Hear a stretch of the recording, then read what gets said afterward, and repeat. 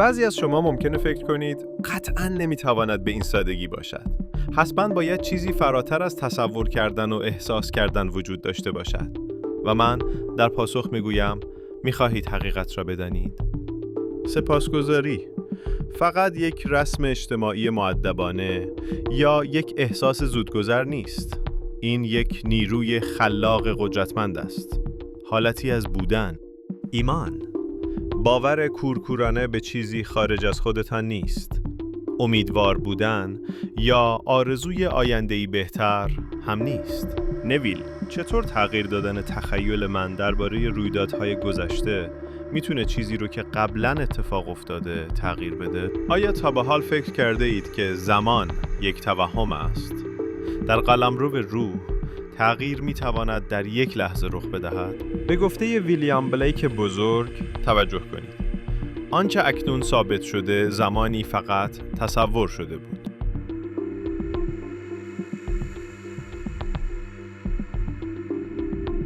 تصور کنید جهانی را که در آن افکارتان واقعیت شما را شکل می‌دهد. جایی که تخیل شما همان نیروی خلاقی است که بافت هستی شما را می‌سازد. این یک خیال پردازی نیست دوستان من، بلکه حقیقت بنیادین وجود ماست. چون بدانید جهانی که می‌بینید چیزی نیست جز تصویری بیرونی از فرضیات درونی شما. هر شرایطی، هر رویدادی، هر فردی در زندگی شما حضور دارد چون شما آن را اینگونه تصور کرده اید. شاید بپرسید نویل، چطور چنین چیزی ممکن است؟ چطور صرف افکار و تخیلات من میتواند چنین تغییرات عمیقی را تنها در یک هفته ایجاد کند؟ و در برابر آن بگویم که زمان تنها یک توهم است، ساخته ذهن انسان. در قلمرو روح، در پادشاهی درون شما زمانی وجود ندارد. فقط اکنون ابدی وجود دارد. لحظه گرانبهای حال که در آن تمام احتمالات به طور همزمان موجودند. همانطور که با هم در این سفر قدم می‌گذاریم و این 5 عادت تحول آفرین را بررسی می‌کنیم، از شما می‌خواهم تمام پیش‌فرض‌هایتان درباره امکان پذیر یا غیر ممکن بودن را کنار بگذارید. چرا که در جهان تخیل هیچ محدودیتی، هیچ مرزی و هیچ مانعی وجود ندارد که نتوان بر آن غلبه کرد. در آستانه کشف قدرتی بیکران هستی که همیشه در درونت نهفته بوده است و منتظر بیدار شدن و استفاده شدن می باشد. اولین عادتی که زندگی شما را متحول خواهد کرد، تمرین زندگی در پایان مطلوب است. این دوستان من، سنگ بنای تمام آفرینش هاست. همان پایه‌ای که زندگی جدید شما بر آن بنا خواهد شد.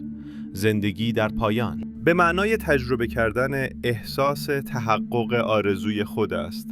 در تخیل خود واقعیتی را که می‌خواهید تجربه کنید، انگار که همین حالا در جهان فیزیکی محقق شده است. بگذارید این حقیقت ژرف را با مثالی ساده نشان دهم. فرض کنید خواهان فراوانی مالی هستید. به جای تمرکز بر وضعیت فعلی کمبود یا محدودیت، باید احساس مالکیت آن را در خود ایجاد کنید. چشمانتان را ببندید و خود را در خانه رؤیاییتان تصور کنید که همیشه آرزویش را داشتید. نرمی فرش زیر پایتان را احساس کنید. عطر گلهای باغچه‌تان را استشمام کنید. صدای خنده عزیزانتان را در اتاقهای وسیع بشنوید. این دوستان عزیز، فقط رویا پردازی یا فرار از واقعیت نیست. این خود عمل آفرینش است. چون می‌دانید تخیل شما خدا در عمل است. این قدرت آفرینش کیهان است که خود را از طریق تو بیان می‌کند. وقتی احساس تحقق آرزوی خود را تجربه می‌کنید، با نیروهای آفرینش کیهان همسو می‌شوید و زنجیره‌ای از رویدادها را به حرکت در می‌آورید که ناگزیر به تحقق آرزوی شما منجر خواهد شد. اما به یاد داشته باشید، فقط چند لحظه تجسم آرزو کافی نیست و سپس به الگوهای قدیمی فکر و رفتار خود بازگردید. منظور رفتار درونی شماست. شما باید در این فرض جدید پایدار بمانید و آن را به احساس غالب و واقعیت جدید خود تبدیل کنید. اینجاست که قدرت عادت دوم وارد عمل می شود. هنر بازنگری. دوستان من، بازنگری عملی جادویی برای بازنویسی گذشته‌تان و همسو کردن آن با آینده مطلوب شماست. این شناختی است از اینکه زمان سیال است، که خاطرات شما ثابت و تغییرناپذیر نیستند، بلکه تصاویری انعطاف پذیرند که با قدرت تخیل شما قابل شکل دهی مجدد هستند. فرض کنید با یکی از همکارانتان برخورد ناخوشایندی داشته اید. به جای تکرار این تجربه منفی در ذهنتان و تقویت احساسات خشم یا ناراحتی، این قدرت را دارید که آن رویداد را بازنگری کنید. چشمانتان را ببندید. این صحنه را در تخیل خود مجدداً بازیابی کنید، اما این بار آن را دقیقاً همانطور که آرزو داشتید تجسم نمایید. کلمات محبت‌آمیز را بشنوید. گرمای یک تعامل دوستانه را احساس کنید. احترام و تفاهم متقابل را تجربه نمایید. با تمرین این عادت بازنگری خواهید دید که نه تنها درک شما از رویدادهای گذشته تغییر می‌کند، بلکه حال و آینده شما نیز دگرگون می‌شود. چون با بازنگری گذشته شما همان بنیادی را تغییر می‌دهید که واقعیت کنونی شما بر آن استوار است. شما در حال بازنویسی فیلمنامه زندگی خود هستید، صحنه به صحنه، لحظه به لحظه. شاید برخی از شما بپرسید: نویل، چطور تغییر دادن تخیل من درباره رویدادهای گذشته میتواند چیزی را که قبلا اتفاق افتاده تغییر دهد؟ و در پاسخ میگویم: آنچه شما به عنوان گذشته درک میکنید چیزی جز یک خاطره نیست، فکری که شما در لحظه حال دارید. با تغییر آن فکر، با بازنگری آن خاطره، شما به معنای واقعی کلمه در حال تغییر گذشته، حال و آینده به صورت همزمان هستید. همانطور که این دو عادت زندگی در پایان مطلوب و بازنگری را تمرین می‌کنید، شاهد تغییر در آگاهی خود خواهید بود. دنیای اطراف شما شروع به بازتاب فرضیات جدیدتان خواهد کرد. خاطرات بازنگری شده‌تان. اینجاست که سومین عادت تحول آفرین وارد صحنه می‌شود. پرورش ایمانی استوار. دوستان عزیز من، ایمان باور کورکورانه به چیزی خارج از خودتان نیست. امیدوار بودن یا آرزوی آینده‌ای بهتر هم نیست. ایمان واقعی این باور مطلق است که آنچه در ذهن تصور کرده اید و در قلب احساس کرده اید ناگزیر در واقعیت فیزیکی شما متجلی خواهد شد.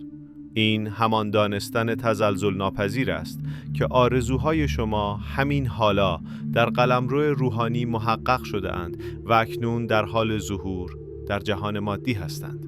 برای پرورش این ایمان استوار باید یاد بگیرید که شواهد حواس فیزیکی خود را هنگامی که با واقعیت مطلوب شما در تضاد هستند نادیده بگیرید. اگر فراوانی مالی را تصور کرده اید اما حساب بانکی شما نشان دهنده کمبود است، باید شهامت و ایمان داشته باشید و بگویید: این فقط سایه‌ای از گذشته است.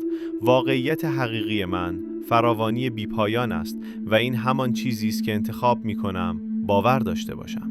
این عادت ایمان نیاز به تمرین و پایداری دارد. این از تو می‌خواهد که بر باور خود استوار بایستی، حتی زمانی که تمام جهان در برابر آن می‌ایستد. اما به شما اطمینان می‌دهم دوستان من، همانطور که این عضله ایمان را تقویت می‌کنید، شاهد معجزاتی در زندگی خود خواهید بود.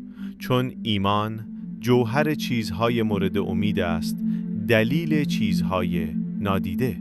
حالا بگذارید با عادت چهارم بپردازیم که اغلب نادیده گرفته می شود، اما در هنر آفرینش آگاهانه کاملا حیاتی است.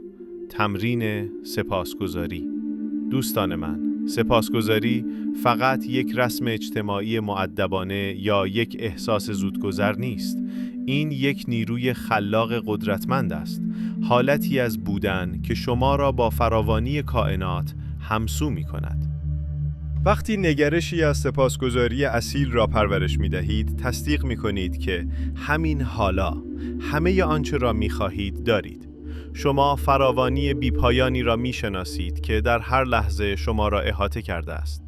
این حالت سپاسگزاری دریچه‌های برکت را می‌گشاید و دلایل بیشتری برای شکرگزاری به سوی تو جذب می‌کند. هر روز را با شمردن نعمت‌ها آغاز کن. پیش از برخاستن از بستر، چند لحظه عمیقاً احساس قدردانی کن برای همه آنچه در زندگی داری، برای هوایی که نفس می‌کشی، ضربان قلبت، سقفی که بالای سرت است. سپاسگزار باش و برای عشق خانواده و دوستان نیز سپاسگزار باش. اما در همین جا توقف نکن. برای آرزوهایت چنان شکرگزار باش که گویی همین حالا مال تو هستند. اگر سلامت کامل می‌خواهی، برای بدنی نیرومند و پر انرژی شکر کن. اگر به دنبال رابطه‌ای عاشقانه هستی، برای همدم فوق‌العاده‌ای که همکنون در زندگی توست سپاسگزار باش، حتی اگر هنوز در عالم مادی به او بر نخورده‌ای. به یاد داشته باش در جهان تخیل، در پادشاهی درون تو همه چیز از پیش موجود است. سپاسگزاری تو پلی است که این آرزوها را به تجربه فیزیکی تو می آورد. همین که این عادت شکرگزاری را پرورش دهی، خواهی دید که نگاه تو به زندگی دگرگون می شود. جهان اطرافت زیباتر، پربارتر و سرشار از فرصتها و برکتها به نظر خواهد رسید. همه جا نشانه‌هایی از واقعیت مورد نظرت را خواهی دید که ایمان تو را تقویت کرده و تحقق آرزوهایت را شتاب می‌بخشد. اکنون به پنجمین و آخرین عادت می‌رسیم. عادتی که همه موارد قبل را به هم پیوند می‌زند و قدرتشان را به طور تصاعدی تقویت می‌کند. هنر رها کردن.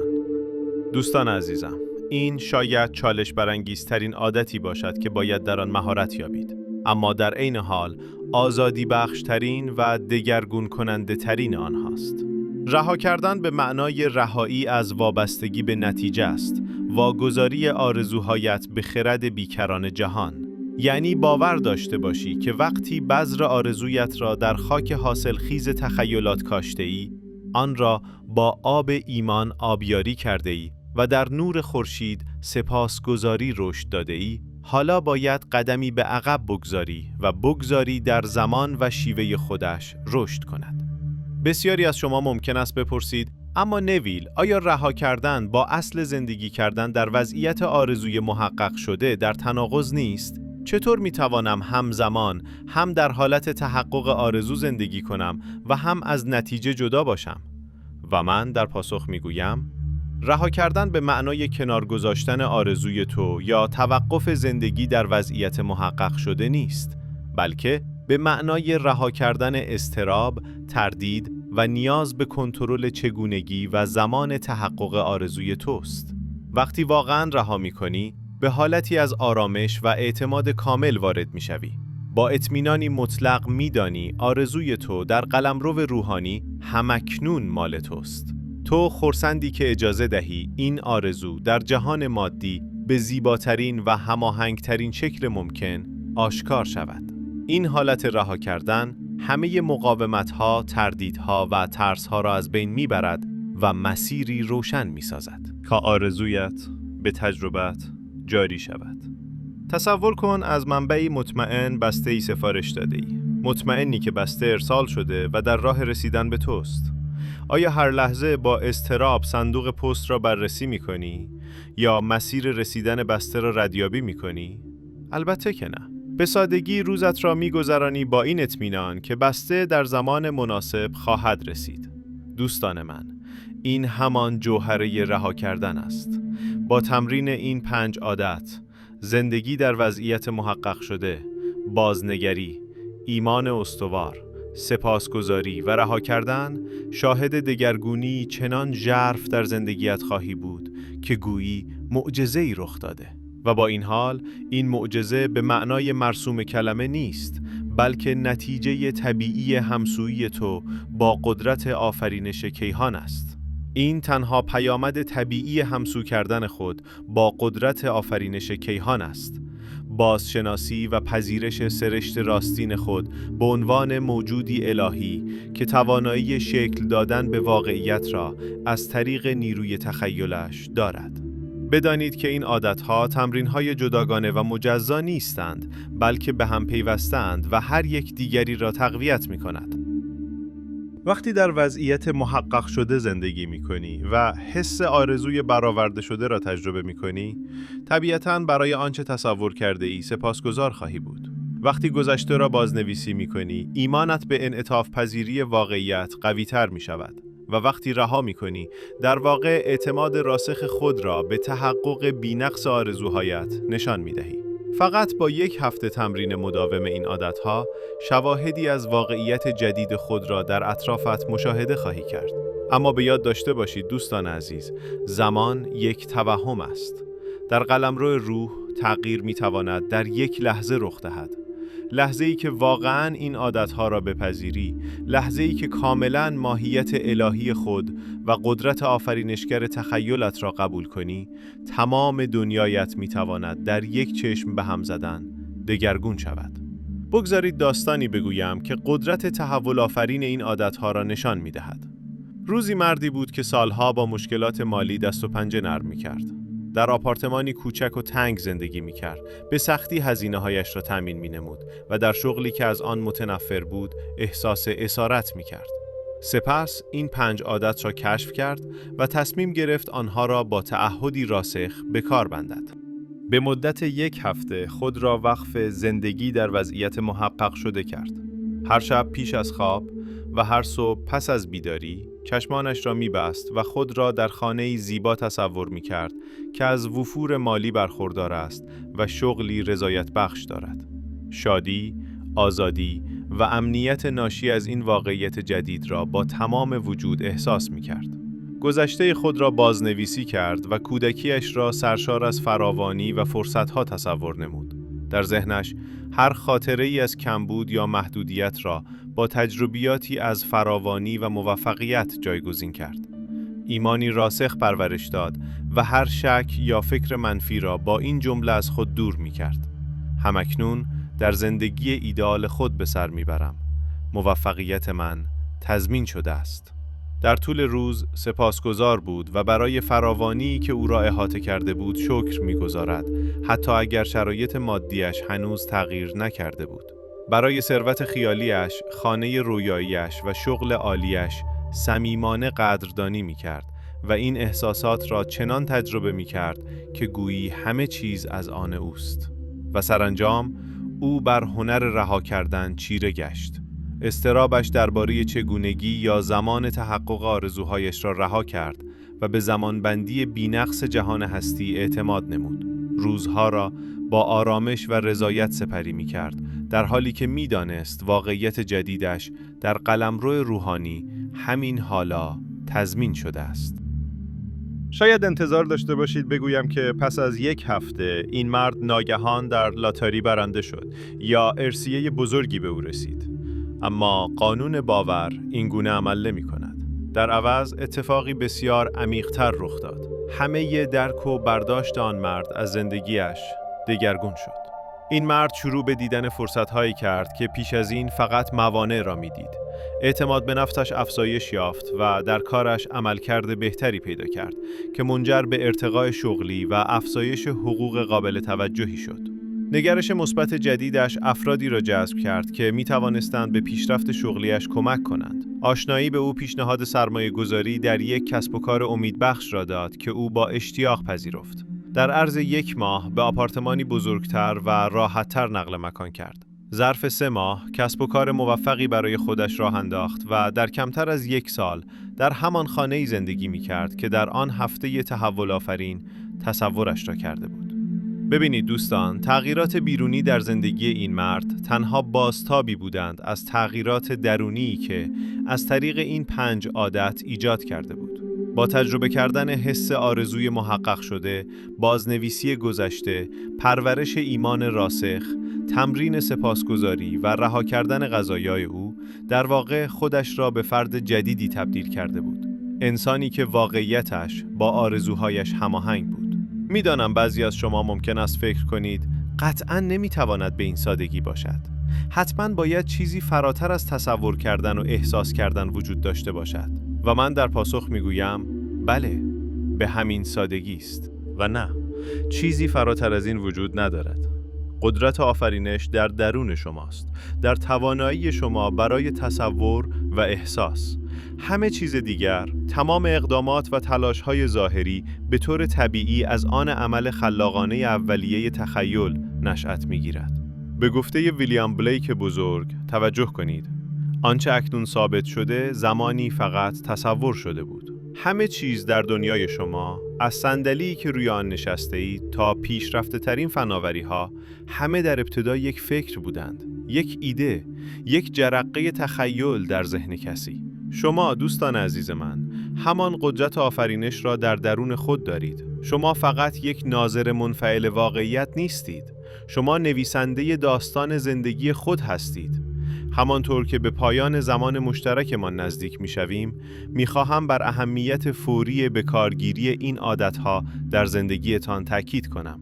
تعلل نکنید. به تعویق نیندازید. به خود نگویید که از فردا شروع می‌کنم. زمان شروع همین حالاست، در همین لحظه، چون در حقیقت این لحظه تنها چیزی است که وجود دارد. گذشته رفته و آینده هنوز نیامده است. اما در این اکنون ابدی تو این توانایی را داری که تمام دنیایت را از نو بسازی. امشب آغاز کن، درست وقتی سرت را روی بالشت می‌گذاری. چشمانت را ببند و به آن حالت شبیه به خواب برو. آن حالت آرام و خوابالود که در آن ذهن خودآگاه تو آرام می‌گیرد و ناخودآگاهت پذیرا می‌شود. در این حالت حسی را که آرزویش را داری در خودت ایجاد کن. خودت را در حال زندگی کردن همان رؤیایی ببین که می‌خواهی. احساسات مرتبط با محقق شدن آرزوهایت را تجربه کن. همانطور که به خواب فرو می‌روی، این حس را با خودت به دنیای خواب ببر، چرا که ذهن ناخودآگاه تو هرگز نمی‌خوابد و در این ساعات آرام شب است که با بیشترین قدرت کار می‌کند تا تصورات تو را به واقعیت بدل کند. وقتی صبح از خواب بیدار می‌شوی، قبل از بلند شدن از رخت خواب، دوباره این حس را زنده کن. چند لحظه را در حالت سپاسگزاری بگذران برای روز جدید و برای محقق شدن آرزوهایت. در طول روز، هر زمان که فرصتی داشتی، در صف انتظار، در وقت نهار یا در مسیر خانه تا محل کار، این عادات را تمرین کن. در مقصد نهایی زندگی کن. هر تجربه ناخوشایندی را اصلاح کن. ایمان خود را پرورش بده. سپاسگزار باش و هر گونه نگرانی یا تردیدی را رها کن.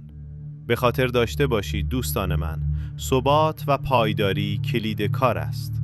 این عادات یک تمرین یکباره نیستند، بلکه یک شیوه جدید زندگی هستند. این عادات نیاز به تمرین، فداکاری و پشتکار دارند. اما به شما اطمینان می‌دهم که پاداش این کار فراتر از هر چیزی است که اکنون می‌توانید تصور کنید. زیرا با تسلط بر این عادات، بر هنر زندگی کردن چیره می‌گردید. شما به آفرینندگان آگاه تبدیل می‌شوید، موجوداتی الهی که قدرت بیکران کائنات را از طریق افکار و احساسات خود بیان می‌کنند. در پایان می‌خواهم حقیقت ژرفی را به شما یادآوری کنم. شما با گذشته‌تان، با شرایط کنونیتان یا با آنچه دیگران برای شما ممکن می‌دانند، محدود نیستید. شما تنها با قدرت تخیل خود و میلتان برای تجسم حس محقق شدن آرزوهایتان محدود شده اید. زندگی که در رویای آن هستید، جایی در آینده‌ای دور نیست. این زندگی همکنون در این لحظه در درون شما وجود دارد. پس پیش بروید دوستان عزیزم و این 5 عادت را با تمام شدت و باوری که می توانید گرد آورید به کار بندید. در مقصد نهایی زندگی کنید، گذشته را اصلاح نمایید، ایمانی راسخ پرورش دهید، سپاسگزار باشید و رها کردن را بیاموزید. این کار را بکنید و به شما قول می دهم که در تنها 1 هفته خواهید دید که دنیای شما شروع به دگرگونی می کند و با تداوم این عادات شاهد ادامه معجزه‌هایی خواهید بود که روز به روز و هفته به هفته در زندگی شما رخ می‌دهند تا زمانی که در حیرت واقعیت با شکوهی که خلق کرده اید بایستید. به یاد داشته باشید، ملکوت آسمان در درون شماست. تمام عشق، تمام فراوانی، تمام شادی و تمام موفقیتی که از پیش مال شماست.